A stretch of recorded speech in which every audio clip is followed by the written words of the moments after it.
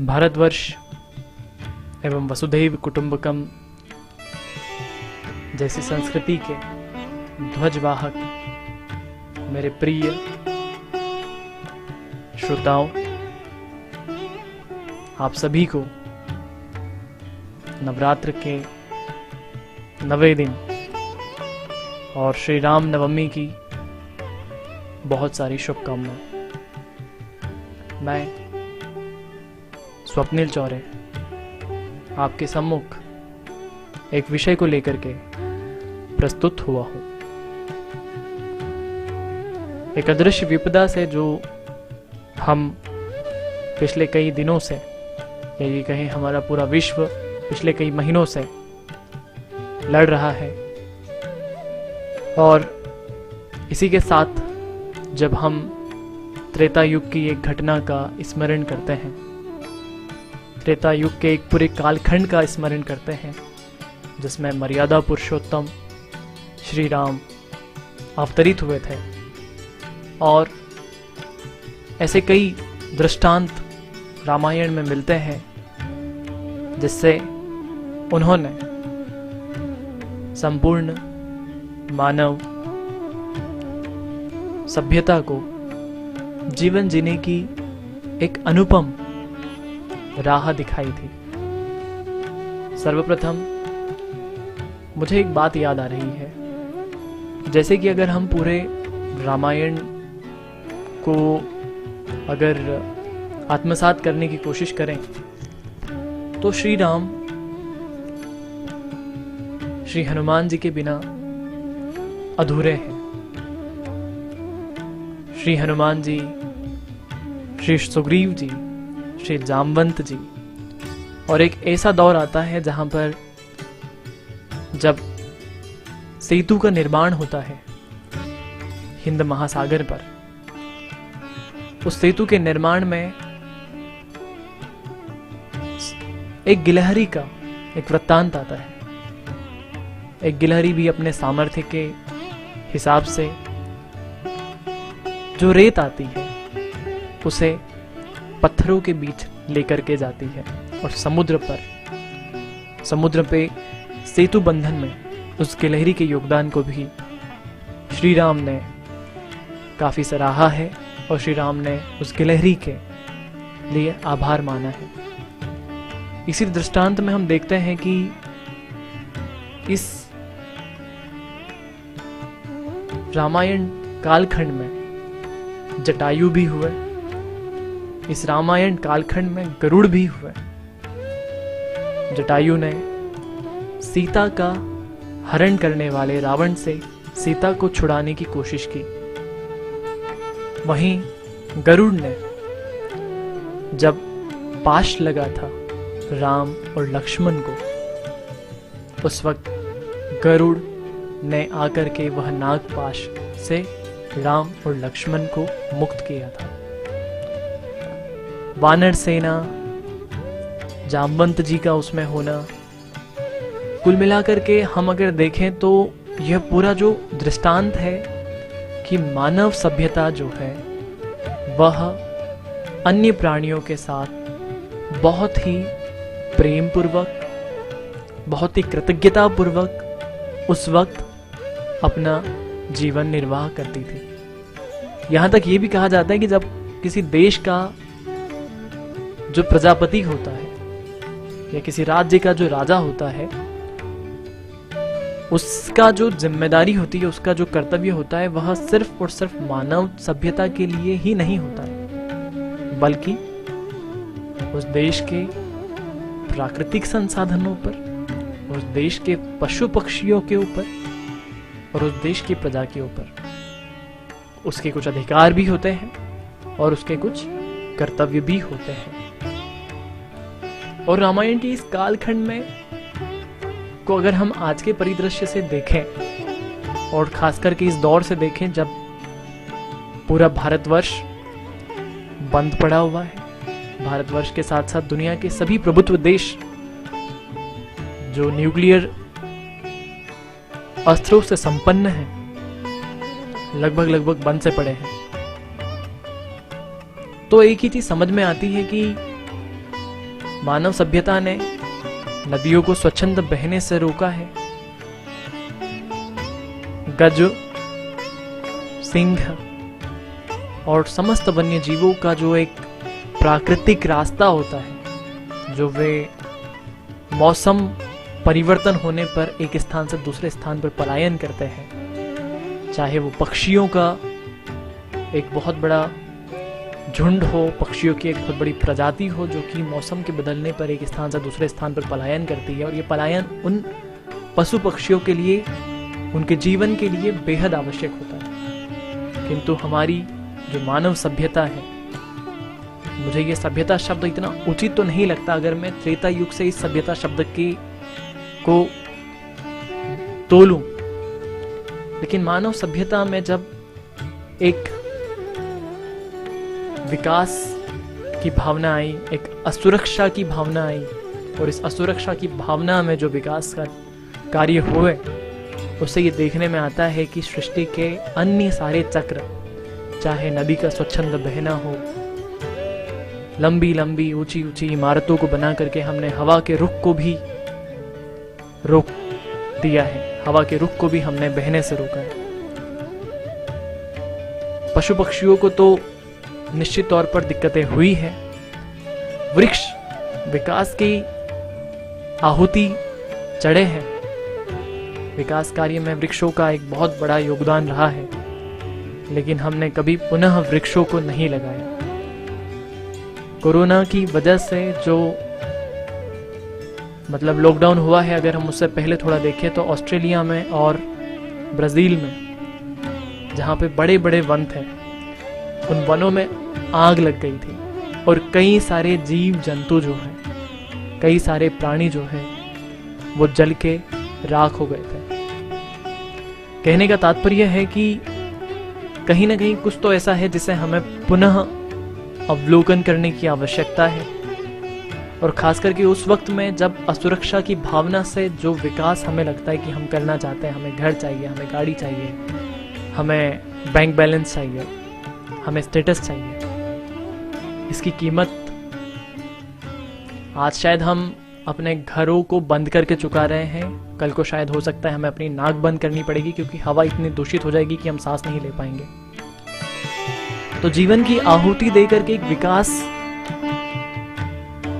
जो मानव सभ्यता आज करना चाहती है, अपनी आंखों को, अपने मन को, अपनी अंतरात्मा की आवाज को दबा करके त्रेता युग में एक स्पंदन मिलता है, जहां पर इन सभी प्राणियों के साथ भगवान श्री राम का, उनकी प्रजा का एक समन्वय देखने को मिलता है। मुझे लगता है कि उनकी शिक्षा इतनी उत्कृष्ट होगी, जैसा कि हम पढ़ते हैं तो उनकी शिक्षा इतनी उत्कृष्ट होगी कि वे अन्य प्राणियों की भाषा समझ सकते थे, अन्य प्राणियों की दक्षता को समझ सकते थे, और इसी वजह से जब पाश लगा नागों का तो हनुमान जी गरुड़ देव के पास गए, गरुड़ के पास गए और उनसे अनुरोध किया, और श्री राम और लक्ष्मण का नागपाश खोला, उन्हें नाग के पाश से मुक्त किया। एक ऐसा समन्वय हमें त्रेता युग में देखने को मिलता है, एक ऐसा समन्वय हमें राम जी के जीवन काल में देखने को मिलता है। मुझे ऐसा लगता है कि आज के इस कलयुग में हमें पुनः अवलोकन करने की आवश्यकता है, क्योंकि धरती को कोई नुकसान नहीं होने वाला है। एक समय था जब इस धरती पर डायनासोर्स थे, धरती तब भी थी और धरती आज भी है जब डायनासोर्स नहीं है। शायद एक ऐसा समय भी होगा जब धरती पर इंसान नहीं होंगे, लेकिन धरती होगी। आज जो जद्दोजहद हमें करनी है वो हमें हमारी मानव सभ्यता को बचाने के लिए करनी है।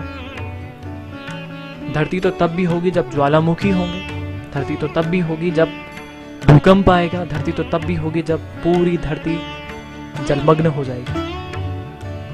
किंतु सभी प्राणियों के साथ प्रकृति ने जो सौंदर्य, प्रकृति ने जो आशीर्वाद स्वरूप अच्छी नदियां दी हैं, अच्छे पर्वत दिए हैं, अच्छी वनस्पतियां दी हैं, उसका हम कैसे मिलकर के उपभोग कर सकते हैं और जीवन को अपना श्रेष्ठ बना सकते हैं, इसकी प्रेरणा हमें लेने की आवश्यकता है। आप अपने जीवन में पुनर्वलोकन करें। आप अपने जीवन में आपके जो भी इष्ट हैं उनसे जुड़े। एक बार सोचें, क्या ये रफ्तार, क्या ये वेग जिससे हम हमारे जीवन के कालखंड को व्यतीत कर रहे हैं, इसका कोई मूल्य नहीं है? एक बार जरूर सोचें कि जब आपने जन्म लिया था तो इस जन्म की जो कीमत थी वो आपकी माता ने आपको 9 महीने तक अपने उदर में रख के चुकाई थी। एक बहुत बड़ी दर्द भरी क्रिया होती है जब एक जीवन धरती पर अवतरित होता है। क्या इसी वेग जो कि हम आंख बंद करके इतनी वेग के साथ में जो हम विकास कार्यों में लगे हुए हैं, असुरक्षा की भावना की वजह से जो हम भाग रहे हैं, शायद अगर ये 21 दिन का ब्रेक नहीं होता तो शायद हम वहां रुकते जिससे मृत्यु कहा जाता है। इस रफ्तार से हम भाग रहे हैं। पिछले काफी समय से सोशल मीडिया के अवतरण के बाद कहीं ना कहीं जो थोड़ा बहुत समय हमें खुद के लिए मिलता था वो भी चला गया। अपने मित्रों के साथ, अपने अपनों के साथ बात करने का वो समय भी अब हमने एक वर्चुअल रियलिटी को दे दिया है। बहुत आवश्यकता है अपने जीवन में प्रेम तो पुनः लाने की। बहुत आवश्यकता है हमारे जीवन में स्वाध्याय का स्वागत करने की। बहुत आवश्यकता है हमारे जीवन में मूल्यों को स्थापित करने की। बहुत आवश्यकता है हमारे जीवन में प्रकृति के अन्य प्राणियों के साथ सौहार्द के साथ रहने की। जब तक हम उनके साथ रहेंगे नहीं तब तक हम ना उनकी भाषा समझेंगे ना वो हमें समझेंगे। तो सभी मनुष्यों से मेरा निवेदन है कि भगवान श्री राम के जीवन से, रामायण से आप अपने हिसाब से जो प्रेरणा ले सकते हैं उसे लें, अपने जीवन में अपनाएं और इस सृष्टि को, इस भाव को जो वसुधा एव कुटुंबकम है, समस्त सृष्टि मेरा कुटुंब है। इस सृष्टि पर रहने वाला हर व्यक्ति, हर प्राणी मेरा परिवार है और मैं इसका हूँ। इस भाव के साथ जीवन की फिर से शुरुआत करें। यह पुनर्जन्म है, यह पुनर्जीवन है और अब आवश्यकता है हम एक बेहतर मानव सभ्यता का निर्माण करें। और अगर हम आज नहीं सुधरे, अगर हम आज नहीं संभले तो प्रकृति में मानव सभ्यता एक इतिहास बन जाएगी। क्योंकि रावण का अहंकार इतना विद्वान होने के बाद में, इतना सुख और साधन संपन्न होने के बाद में और इतने बड़े कुटुंब के होने के बाद में, जिसमें कि बड़े बड़े योद्धा थे, बड़े ज्ञानी योद्धा थे, इंद्र को जीतने वाले इंद्रजीत थे, कुंभकर्ण जैसे महावीर थे। जब रावण नहीं टिक सके तो फिर हमारी बिसात ही क्या है। मैं रावण का, उनके ज्ञान का, उनकी शक्ति का मैं सम्मान करता हूं, किंतु एक अहंकार जिसकी वजह से उनकी आंखें बंद हो गई, उसने उनका विनाश कर दिया। हमारे अंदर के रावण को हम निकालें, हमारे अंदर अच्छाई स्वरूप श्री राम की हम स्थापना करें।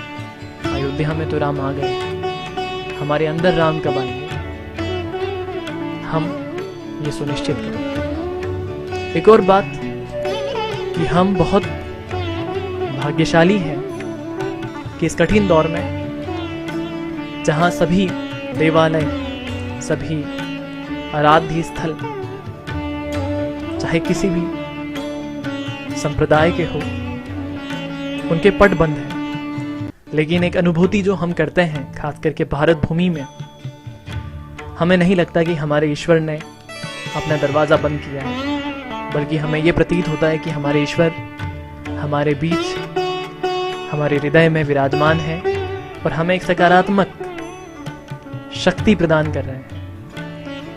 ये शक्ति है संयम की, ये शक्ति है संकल्प की। और कोरोना तो एक तुच्छ सा वायरस है।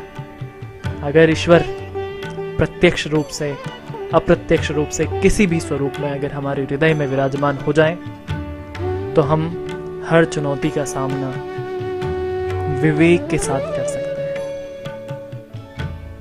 इसी के साथ आप से मैं विदा लेना चाहता हूँ।